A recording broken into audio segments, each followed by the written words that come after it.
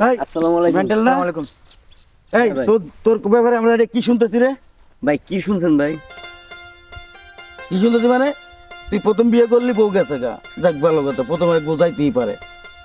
তারপরে বিয়ে করলি হেঁটেও গেছে গা। কিসে রেজাল ভাই? আরে ভাই কোয়েন না, ওর জন্য তো মনে করেন এলাকার ভিতরে বদনাম হইতেছে। এটা কি কইতাছেন আপনি? আমি আমার ছেলের বিয়া ঠিক করতে গেছি, এর কারণে ওইখানে আমার অপদস্থ হইতেছে। না না, আমি তো আমি কথাটা শেষ করতে পারলাম না ওইনে, বুঝছেন? সে একটার পর একটা বিয়া করে যেতেছে, 3টা বিয়া করছে, এখন আবার আরেকটা করবার জন্য লাগছে। এলাকায় যদি ওই এই অবস্থায় চলতে থাকে তাহলে আমরা কি চলতে পারবো তাহলে এই যে- সমাজ নিয়ে? তাহলে এই যে কথাটা কইলো ভাই, এইটা ভাই 3 দিন আগের ঘটনা, বেশি দেরি হয়েছে না। আমি কি করবো কোন? এটা কি আমার দোষ? বিয়ে করি 1 মাস 2 মাস সংসার করে আমার জায়গা। তো জায়গা তুই তুই এই তোর বিয়ে করা লাগে কে বারবার? বিয়ে ছাড়া মানুষ খায় না? আমি হয়েছি পোলা মানুষ, বিয়ে না করে থাকবো পারি। এই তোরে আমি কয়দিন বুঝাইছি যে ভালো একটা ডাক্তার, তোরে একটা আমি ভিজিটিং কার্ডও দিছি। শোন, তুই প্রথম বিয়ে করছস গেছে গা, পরে বিয়ে করছস হেঁটেও গেছে গা, তৃতীয় বিয়ে করছস হেঁটেও গেছে গা। তুই পাইছসটা কি?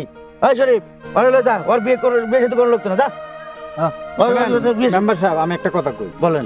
ও অনেকগুলা মেয়ের জীবন নষ্ট করছে, এখন আপনি আছেন এলাকায় কিন্তু একটা পরিবেশ নিয়ে থাকতেই, হুম, ওরে এমন একটা ব্যবস্থা করেন যাতে এই মেয়েদের পিছনে আর না লাগে।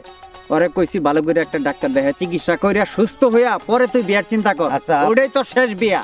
আমরা তো ময় মুরব্বী মানুষ, হুম। আপনার একটা কথা বুদ্ধি দিই, আমি তো সবকিছু সব জায়গায় কইতে পারি না, আমি তো একটা মেম্বার মানুষ। হ্যাঁ, এখন কথা হলো ভাই, আপনার লগে দেওয়া ভালো হয়েছে, আপনি এই বিষয়টা আপনি ওর লাগে পার্সোনালি আপনি নিজ দায়িত্বে এই কাজটা করে দিন, একটু ডাক্তার দেয় ভালো ই করেন, যাতে ওর ইটা ভালো হয়, পরিবেশটা ভালো হয়।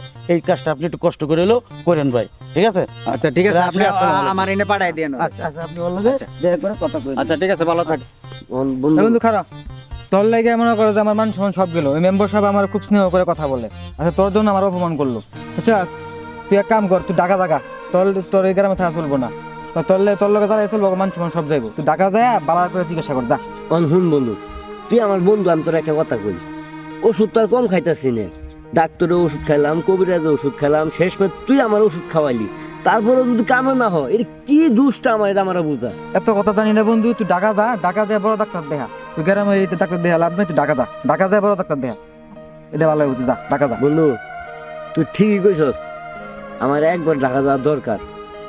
আমার মনে হয় বড় ধরনের সমস্যা হয়েছে, বুঝছস? আর তুই দেরি করিস না, তুই কালকে ঢাকা যাবি গা, কালকে ঢাকা যা, পরে কি হয় না জানিস। যা দুষ্টু, যে একটা ভেজালের মধ্যে পড়লাম। হ্যাঁ, তোরা বিয়ে করে পাবি, তোর কাছে বিয়ে দে কি না দে তোর ব্যাপার, এটা আমার গোছকে। আমি 1 বিয়ে করি না 7 বিয়ে করি, এটা আমার ব্যাপার। বউ যে থায় না, এটা আমি কেমনে কি কমু যে বউ থায় না কে লেগা? ডাক্তার তার কম দেখাইতেছে নাকি? আল্লাহ যতটুকু ক্ষমতা আমার দিছে আমি ততটুকু তো ব্যবহার করতেছি, তারপরে তো কাম হইতেছে না।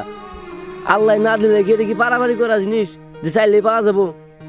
পাগল ছাগল জানি বলা হলো।